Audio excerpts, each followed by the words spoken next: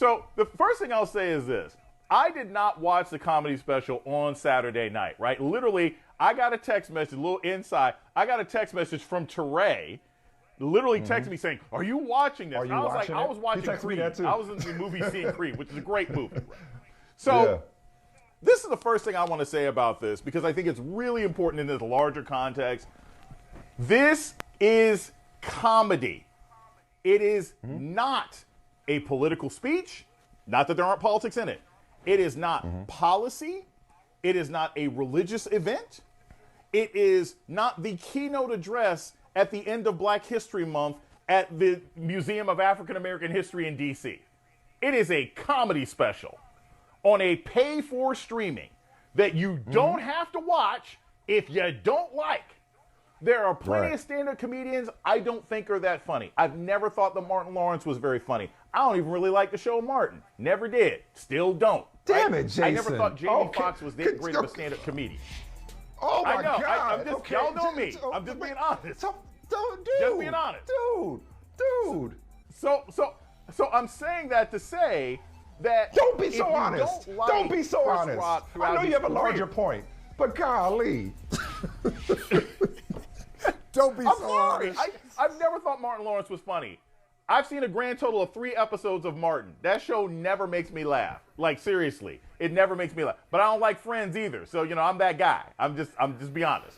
But the larger issue here is that I'm concerned. I don't like hearing rich 1% wealthy people complain about cancel culture either. But I am concerned that we've gotten to this point. And it's fitting we're talking about this on Brother from Another Mother, where a comedy special ain't no mother in our literally show. has to have a pre and post game show. It's implied. And everybody has to dissect everything that the guy said. I'm sorry? No, it's go too late. ahead. Don't worry about it. Go ahead. Keep Keep going. going. We just talking trash. You just do that thing. Has to dissect what somebody had to say because, look, either you found it funny or you didn't find it funny.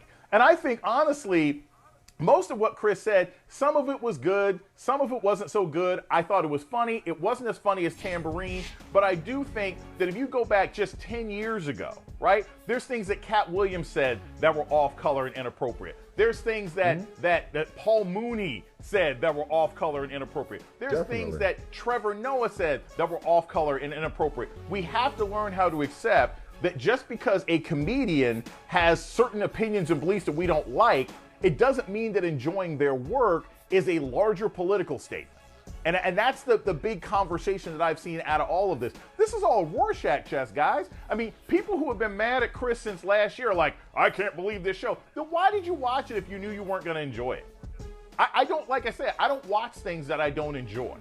And that's, I think, a conversation that leans slightly into what he was saying at the beginning, where he's like, why is everybody got to be so careful? There wasn't nobody in that room in Baltimore who didn't want to see Chris Rock. And if you found him offensive and terrible, you had the opportunity to watch a dozen other things, okay, on Netflix instead of him. And that's something I think is sometimes lost in this conversation we've had about comedy. Okay, I hear you.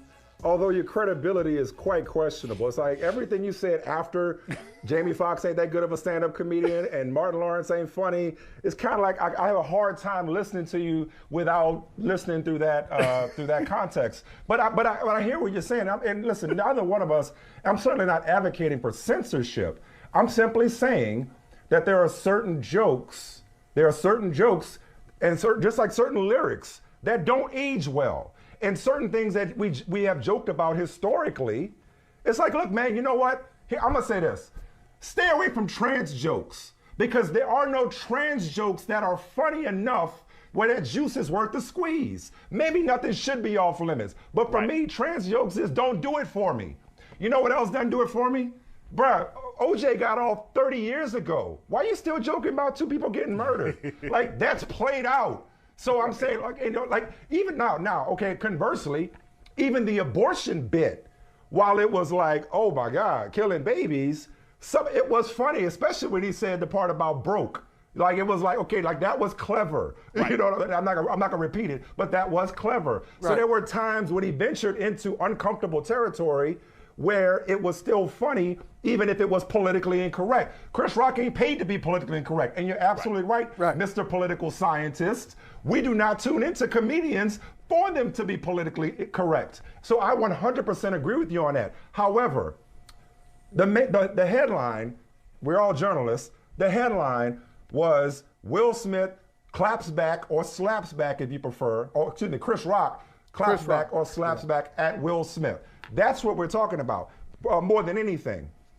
And because that incident transcended comedy, transcended popular culture, that became a conversation about black women, black women's hair, entanglements. I mean, you know, how much to share when it comes to one's marriage, how to act in front of white people, which Chris Rock alluded to. Okay, when is it appropriate to get slapped? All those things go beyond political commentary. You're talking about a window into people's soul. But what you said, and I'll give it back to you, Jason, that you were spot on about, is that the people who enjoyed this for the most part, and I was one of the people that did enjoy it. I was able to enjoy it and see the nuance when it comes to the incident at the Oscars. But a lot of people who are criticizing Chris Rock had a problem with Chris Rock coming into this special, and those that are cheering for Chris Rock were on team Chris Rock coming into this special. I 100% agree with that. And I want to add some nuance to that, because I think you made a really good point, Michael, about jokes aging well. Remember, Cat Williams said this a year and a half ago. He was like, look, you shouldn't be telling the same stale jokes, right? Don't get mad at the audience because you haven't updated and upgraded, right? Like, you get yourself a better cell phone. So I completely understand those kinds of issues. There's some Chris Rock humor that's very dated. Some of it's nostalgic. Some of it's kind of old school, right? And some of I do like, some of I don't really like. But I will say this. There is also an element here of, and this is the part that sort of galls me, right? I'll give y'all a quick example. I was heavily influenced growing up by Ice Cube, okay? Lethal Injection and The Predator are two of the most influential albums of my life.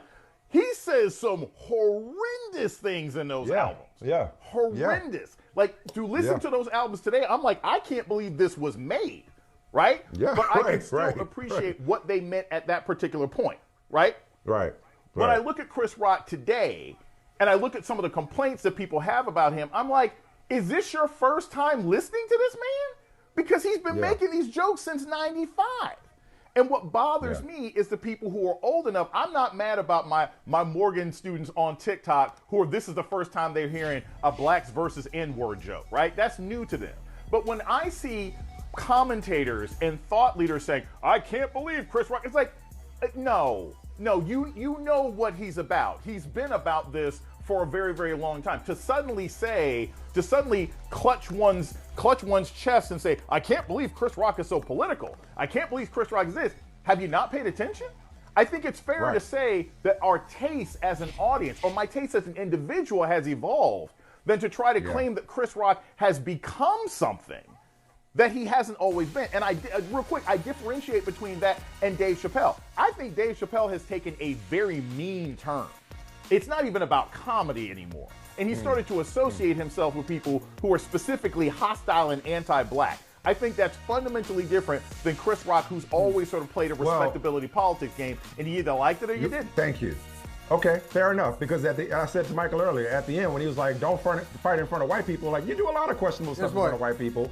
No, and also, though, Chris Rock sounds more and more rich. He may identify as poor, but he sounds more and more rich the older and richer he does get. Lastly, the Michael Jackson R. Kelly joke at the beginning, that was funny. that was also one that stood out. It's true. I mean, I know. I gotta tell you. I watched it with my girl. She was offended by that. The Michael Jackson R. Kelly joke, she was offended. She's like, let's turn this off. Like, that's what I'm saying. Like, this is...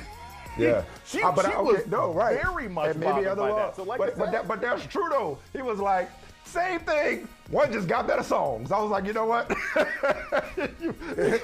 better songs, better songs, more charisma, longer career. Like the whole thing. Yeah, it's right. But there's a lot more on this. I know we got the Oscars. Ironically, we got the Oscars music playing right now. We got to get off the stage, but there's a lot more we can get into with this one. Jason, we got to work on your taste. This man can't. Martin Lawrence and Jamie Foxx caught strays unnecessarily. Hey, thank you for watching Brother from Another. If you haven't hit that subscribe button, go ahead and do that now. Don't forget you can catch us 3 to 4 weekdays on PeacockTV.com and on Sirius XM Channel 85.